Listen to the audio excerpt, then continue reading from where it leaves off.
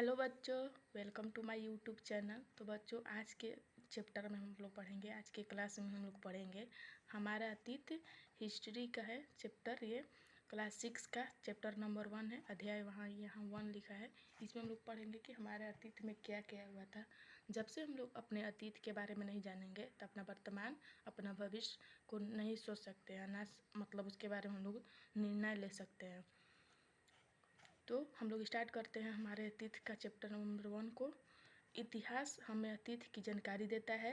अतीत को जानना इसलिए ज़रूरी है कि अतीत को जानकर ही हम वर्तमान को समझ सकते हैं। अतीत को जानेंगे तभी हम लोग वर्तमान को समझ सकते हैं और भविष्य के निर्माण के लिए सोच सकते हैं। और हम लोग आने वाले फ्यूचर में, आने वाले भविष्य में सोच सकते हैं कि हम लोग को फ्यूचर में क्या करना है। इतिहास मानव समाज की एक सामूहिक समृद्धि है। यदि कोई समाज अपने इतिहास को नहीं जानता है तो उसकी हालत वैसे ही है जैसे ऐसे व्यक्ति की जिसकी यादाश्त गुम हो गई हो। मतलब यादाश्त जिसकी गुम हो गई हो, मतलब जो होता है ना कि कोई अपना यादाश्त भूल जाता है, तो वैसा व्यक्ति को, मतलब वैसे ही व्यक्ति जैसा हो जाएगा जिसका यादाश्त गुम हो गया हो। आप जानते हैं कि मनुष्य एक सामाजिक प्राणी है। हम सभी समाज में रहते हैं। यह समाज हमारे माता पिता, परिवार, गांव, शहर, देश से होकर पूरे विश्व तक फैला है। ये जो दुनिया है हमारे शहर, गांव, देश से, माता पिता से होकर पूरे पूरे देश में, मतलब पूरे देश में, पूरे समाज में फैला हुआ है। आपने पढ़ा होगा कि आज की दुनिया का वैश्विक गांव ग्लोबल विलेज है। क्या हमारा समाज सदा से ऐसा ही था? इसका धीरे धीरे विकास हुआ। इस सवाल का जवाब हमें इतिहास से मिलता है। मतलब कि इसका कैसे विकास हुआ और कहाँ से हुआ, इसका जवाब हम लोग को इतिहास से मिलता है, मतलब हिस्ट्री से मिलता है। इतिहास को ही इंग्लिश में हिस्ट्री बोलते हैं। इस सवाल का जवाब हमें इतिहास से मिलता है। आप ये भी जानते होंगे कि इतिहास का संबंध अतीत से उस काल से है जिसके बारे में हमें लिखित साक्ष्य मिलते हैं। मतलब हम उस काल से है जिसके बारे में हम लोग लिखित साक्ष्य, मतलब लिखा हुआ मिलता है। जैसे कि पहले का जो रहता था ना, वो बड़े बड़े पत्थर पे या पांडुलिपियाँ पे, इस सब पर लिखा रहता था। इसके बारे में हम लोग आगे पढ़ेंगे। इसके अलावा अतीत का एक काल वो भी है जिसके बारे में हमें लिखित जानकारी पुस्तकों या रचनाओं में नहीं मिलती, बल्कि ज़मीन के नीचे दबे हुए पुराने अवशेषों, वस्तु, सिक्कों और अभिलेखों से मिलती है। बताया ना कि इसके बारे में हम लोग, मतलब बहुत सारे बड़ा बड़ा पत्थर से या फिर नीचे गड़ा ज़मीन में जो सिक्का रहता था पहले का, या अभिलेख जो रहता था, उससे हम लोग को प्राप्त होती थी। यह काल पूर्ण ऐतिहासिक काल कहलाता है। इसी काल को ऐतिहासिक काल कहते हैं। बहुत से ऐसे समाज भी हैं, विशेषकर कबायली या जनजातीय समाज हमारे साथ इसी युग में जी रहे हैं, लेकिन उनका इतिहास कभी नहीं लिखा गया। उनके बीच जो किबंद किंवदंतियाँ, किस्से, कहानियाँ, रीति रिवाज प्रचलित हैं, उन्हीं के माध्यम से हम ऐसे समाज का इतिहास जानते हैं। मतलब किंवदंतियाँ मतलब किसी किस्से कहानी को हम लोग किसी के माध्यम से जान रहे हैं, उसी के रीति रिवाज के माध्यम से, या फिर उसी के माध्यम से जो हम लोग को पहले के बारे में बता सकता है, पहले के रीति रिवाज के बारे में बता सकता है, उसके बारे में बोल रहा है। सॉरी, मेरा थोड़ा तबीयत डाउन है, इसलिए थोड़ा खांसी वगैरह आ जा रहा है, तो मेरे को ये करना पड़ रहा है, रोकना पड़ रहा है। तो आपको यह अंदाज हुआ होगा कि इतिहास को जानने का साधन, स्रोत अनेक और विभिन्न प्रकार के हैं। तो हम लोग ये से थोड़ा जो पढ़े हैं उससे हम लोग को पता चला होगा कि इतिहास के बारे में अगर हम लोग जानना होगा तो बहुत सारे ऐसे स्रोत हैं जिसको, मतलब जानकर हम लोग इतिहास के बारे में पता लगा सकते हैं। इन्हीं तमाम साधनों या स्रोतों के आधार पर इतिहासकार हमें अतीत के बारे में जानकारी देते हैं। इसी के आधार पर, जैसे कि सिक्कों, जैसे अभिलेख, जैसे पत्थर हो, मतलब जितने चीज़ें हैं उसके ही बारे में देख कर, उसको ही जांच कर हम लोग को इतिहास के बारे में पता चलता है।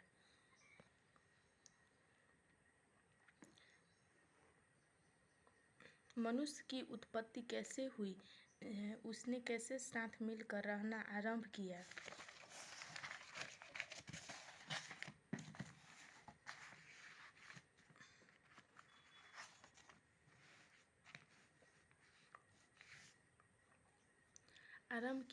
कैसे अपने जीवन की ज़रूरतों पूरी की, कैसे शिकार करके और कैद मूल इकट्ठा करके अपने भोजन पाया, कैसे खेती करना सीखा, कैसे गुफाओं से निकलकर मकान बनाकर उनमें रहना शुरू किया, कपड़े पहनना आरंभ किया, आग के उपयोग को जानना, औजार हथियार बनाए, दूर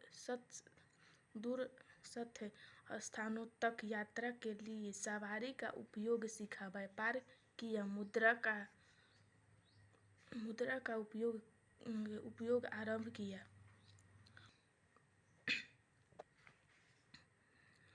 किया, राज्य और समाजों का गठन किया, उनका शासन चलाने के लिए नियम कानून बनाए, कैसे समाज गठित हुए और धीरे धीरे बिखर गए। जैसे कि इसमें बता रहा है कि कैसे कैसे औजार का, आग का हम लोग उपयोग करना सीखे हैं, कैसे शासन चलाएं, कैसे साम्राज्य बनाएं, राज्यों का गठन किए, उसके बारे में बता रहा है, और कैसे कैसे बिखर गए, उस सब के बारे में इस चैप्टर से आगे हम लोग पढ़ेंगे। उत्थान और पतन का चक्र किस प्रकार चलता रहा, इन सब बातों की जानकारी आप इतिहास से प्राप्त करते हैं। आपकी पाठ्य पुस्तक इसी संबंध में आपको जानकारी प्रदान करेगी। सबसे पहले आप इतिहास की पृष्ठभूमि अर्थात उसकी बुनियादी बातों को समझेंगे। जैसे कि हम लोग पहले उसके बुनियादी बातों को, जैसे हम लोग पहले निजी बातों को समझेंगे। किसी भी मानव समूह का, समाज का विकास एक निर्धारित स्थान पर होता है। इस विकास में स्थानीय तिथियां, भौगोलिक स्थिति, पर्यावरण को विशेषता सभी का योगदान होता है। कभी आपने विचार किया है कि नदियों घाटियों में ही आरंभिक सभ्यताओं का विकास क्यों हुआ? आप ध्यान देंगे कि नदियों के किनारे ही उपजाऊ भूमि को बालुए था। यहाँ खेती का काम आसान था। नदियों के रास्ते व्यापार की भी सुविधा थी। ऐसे ही अनेक परिस्थितियों सभ्यता के विकास में सहायक होती हैं। जैसे कि इसी के बारे में पढ़ के हम लोग किसी भी नदियाँ, किसी के रास्ते के बारे में हम लोग मतलब समझते हैं, उसके बारे में विचार करते हैं कि पहले क्या हुआ होगा। इस चैप्टर को ऐसे रीडिंग लगा दे रहे हैं। आने वाले चैप्टर में थोड़ा इससे ये अच्छा चैप्टर, मतलब ये तो मतलब बता रहा है कि हमारे अतीत में क्या हुआ था। इस चैप्टर में हम लोग पढ़ेंगे, उसके बारे में अंदर से पूरा जानेंगे कि क्या हुआ था, कैसे हुआ था। पर्यावरण हमारे रहन सहन, खान पान, वेशभूषा को प्रभावित करता है। चूँकि अभी आप भारत के प्राचीन इतिहास के बारे में पढ़ रहे हैं, इसलिए भारत में कहाँ कहाँ आरंभिक सभ्यताओं का विकास हुआ और वहीं की भौगोलिक परिस्थितियों क्या थी। मतलब हम लोग भारत के जो प्रारंभिक इतिहास के बारे में पढ़ रहे हैं, उसी के अंदर इसमें क्या क्या हुआ था, इसमें शॉर्ट फॉर्म में बताया गया है और आगे हम लोग इसी के बारे में पढ़ेंगे। तो इस चैप्टर में वही बस है, इसलिए थोड़ा रीडिंग लगा कर छोड़ दे रहे हैं। उसके आगे वाले चैप्टर में अच्छा से हम लोग समझेंगे कि कब क्या कैसे हुआ था। इसे जानना आपके लिए ज़रूरी है। फिर आप कार्यक्रम के संबंध में जानेंगे। इतिहास की प्रक्रिया बहुत लंबे काल तक फैली है। सुविधा के लिए हम इसे छोटे छोटे कालों में बांट देते हैं। ऐसा क्यों किया जाता है, किस आधार पर किया जाता है, यह आप जानेंगे। फिर आप ये भी देखेंगे कि अतीत की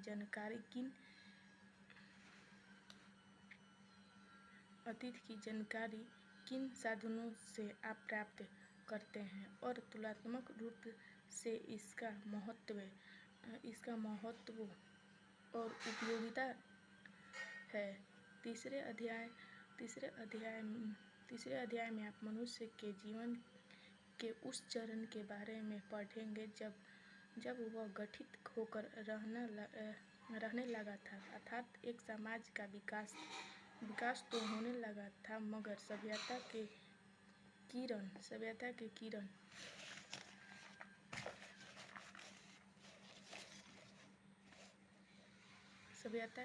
अभी नहीं फूटी थी। इस मनुष्य का जीवन सरल था, परंतु कठिन भी।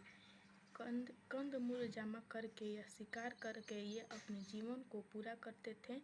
फिर उन्होंने अपने सुविधा के लिए पत्थरों के औजार और हथियारों बनाने शुरू किए।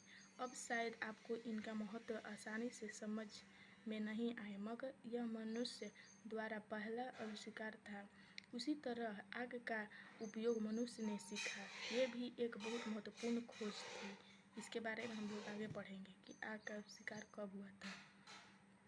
ठीक, क्योंकि मनुष्य के जीवन में मौलिक परिवर्तन आया। अब वह अपना खाना पकाकर खाने लगा। आग से खुद को ठंड से और जानवरों से बचाने लगा।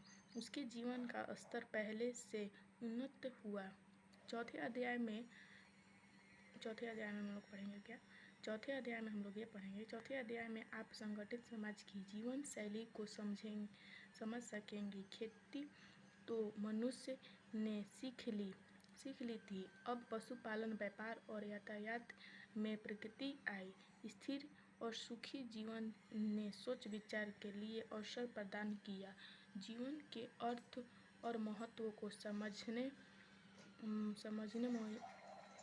मृत्युपरांत जीवन के कल्पना करने की क्षमता बढ़ी। मृतकों के दाह संस्कार के तरीके सोचे गए। मिट्टी में शव को गाड़ने का प्रथा चली, जिसके साझे इस युग से मिलने लगते हैं। पांचवें अध्याय में आप हड़प्पा संस्कृति के बारे में पढ़ेंगे। यह वह चरण है जब मनुष्य ने अन्य अर्थों से सभ्य जीवन आरंभ कर लिया था, मगर लिपि विकसित न होने के कारण अपने इतिहास के लिखित साझे उसने नहीं छोड़े हैं। पुरातत्व या जमीन के नीचे गड़ी वस्तुओं की खोज और अध्ययन से इस संस्कृति की विशेषताएं हम जानते हैं। अब नगरों का विकास हुआ। प्रशासन तंत्र, नगर निर्माण का योजनाबद्ध रूप, व्यापार, कला, धर्म आदि जीवन के अनेक क्षेत्रों में मनुष्य ने एक उन्नत जीवन शैली को अपनाया। इन लोगों को लिपि की भी जानकारी थी। अनेक मोहरों पर अनेक लेख मिले हैं, लेकिन अभी तक उनकी पूरी तरह पढ़ा नहीं जा सका। इसलिए हमें पुरातात्विक सामग्री पर ही निर्भर करना पड़ता है। छठे अध्याय में आप वैदिक काल के संबंध में पढ़ेंगे। वैदिक युग बौद्धिक और आध्यात्मिक प्रगति का काल रहा। वेदों की रचना हुई जो आरंभ में लिखित रूप में नहीं थे, इसलिए उनके लिए श्रुति शब्द का भी प्रयोग होता है। कालांतर में इनको लिखा गया। हड़प्पा संस्कृति में विपरीत इस चरण के लिए वैदिक सभ्यता शब्द का प्रयोग किया जाता है, क्योंकि अब धार्मिक और बौद्धिक रूप से मनुष्य एक उन्नत, परिपक्व और सभ्य अवस्था में जा चुका था। विकास का क्रम चलता रहा और पूर्ण वैदिक से उत्तर वैदिक काल के बीच जीवन का सरल रूप ज़्यादा विकसित और जटिल बनता गया। सातवां अध्याय उस चरण को दर्शाता है जब भौतिक जीवन और भौतिक जीवन दोनों में हुई प्रगति का एक समन्वित रूप सामने आया। राज्यों के विकास का क्रम आरंभ हुआ और इससे संबंधित सैनिक, प्रशासनिक और राजनीतिक गतिविधियां आरंभ हुई। दूसरी ओर धर्म और दर्शन के क्षेत्र में नए विचार उत्पन्न हुए। बौद्ध और जैन धर्म के रूप में नई विचारधाराएं उत्पन्न हुई, जिनका प्रभाव भारत ही नहीं विदेशों पर भी पड़ा। इस बौद्धिक विकास के संबंध में आप 8वें अध्याय में पढ़ेंगे। आप पढ़ेंगे। आपको शायद पता नहीं हो कि इस चरण में बिहार का क्षेत्र भारत का सबसे महत्वपूर्ण क्षेत्र बना। विश्व के प्रथम गणराज्य की और भारत के पहले साम्राज्य की स्थापना बिहार में हुई। इस अध्याय में आप पढ़ेंगे। 8वां अध्याय में पढ़ेंगे। इस तरह बौद्ध और जैन धर्म का उत्पत्ति का केंद्र भी बिहार ही था। ये सब हम लोग आगे पढ़ेंगे। इस बस चैप्टर में क्या पढ़ना है, कौन से चैप्टर में क्या पढ़ना है, उसके बारे में यहाँ पर थोड़ा थोड़ा दिया गया है, मतलब दर्शाया गया है। अध्याय 9 में पढ़ेंगे। अध्याय 9 में आप मौर्य साम्राज्य का इतिहास पढ़ेंगे। विशेषकर अशोक महान की उपलब्धियों से आप परिचित होंगे, जिसने पहली बार एक कल्याणकारी राज्य की स्थापना की और भारत के पड़ोसी राज्य से मैत्रीपूर्ण संबंध स्थापित किए। आगे चलकर इन्हीं संबंधों से भारत की संस्कृति प्रभाव का विदेशों में विस्तार हुआ। 10वां अध्याय में मौर्य साम्राज्य के पतन के बाद भारत की राजनैतिक स्थिति को दर्शाता है। विशाल साम्राज्य के स्थान पर अब छोटे छोटे क्षेत्रीय राज्य भारत में स्थापित हुए।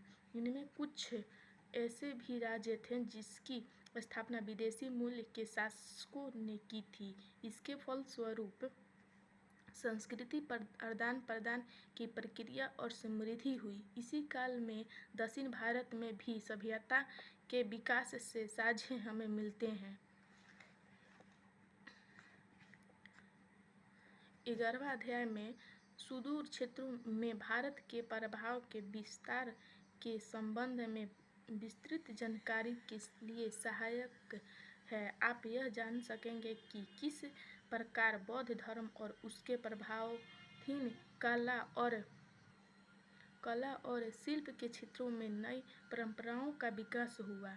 12वें अध्याय और 13वें अध्याय में आप भारत में होने वाली राजनीतिक, प्रशासनिक और आर्थिक और सांस्कृतिक प्रगति के संबंध में जानकारी प्राप्त करेंगे। जबकि अंतिम अध्याय में आप कुछ प्रमुख इतिहासकारों के संबंध में जानकारी प्राप्त कर सकेंगे। बच्चों, उपयुक्त उदाहरणों से आपको यह अनुमान हुआ होगा कि इतिहास का अध्ययन क्यों महत्वपूर्ण और उपयोगी है। आपने देखा होगा कि मानव समाज में विकास के क्रम एक लंबे समय तक इसे उत्थान और पतन दोनों बारी बारी से प्रस्तुत होते हैं। इसके पीछे उनके कारण होते हैं। इतिहास हमें उन कारणों का बोध कराता है और तभी हम अपने अतीत को जान पाते हैं। अतीत को जानकारी हमें अपने वर्तमान और भविष्य को बेहतर बनाने में सहायता प्रदान करती है। यही कारण है कि इतिहास को समझना हमारे लिए आवश्यक है और अनिवार्य भी। तो बच्चों, आप लोग ने इसमें पढ़ा है कि इसमें कुछ खास नहीं दिया है, बस इसमें दिया था इंट्रोडक्शन जैसे होता है उस तरह से कि हम लोग कौन से चैप्टर में क्या पढ़ेंगे और क्या क्या हुआ था, कब हुआ था, कैसे हुआ था, उसके बारे में मतलब इसमें थोड़ा थोड़ा टिप्पणी दिया हुआ है कि क्या क्या करना है, कैसे है, आगे चैप्टर में कैसे किसके बारे में पढ़ना है और किसके बारे में नहीं, तो उसके बारे में है। इस बेसिस एक इंट्रोडक्शन था हम लोग का। इस चैप्टर में इंट्रोडक्शन दिया गया है कि हमारे अतीत में क्या हुआ था, कैसे हुआ था, तो ये पढ़ेंगे। आगे चल के हम लोग इसके बारे में पूरा डिस्क्राइब करेंगे क्या हुआ था, कैसे हुआ था, कौन से राजा कब आए थे, कब गए थे, कब मरे थे, उनके बारे में पढ़ेंगे। तो आज की वीडियो यहीं मैं रखती हूँ। आगे नेक्स्ट वीडियो में हम लोग मिलेंगे। अगर मेरा वीडियो आपको पसंद आए तो लाइक, शेयर, सब्सक्राइब करें। तब तक के लिए बाय फ्रेंड्स। और हाँ, नेक्स्ट लेक्चर में हम लोग फिर से इसके बारे में डीप पढ़ेंगे। तब तक के लिए बाय।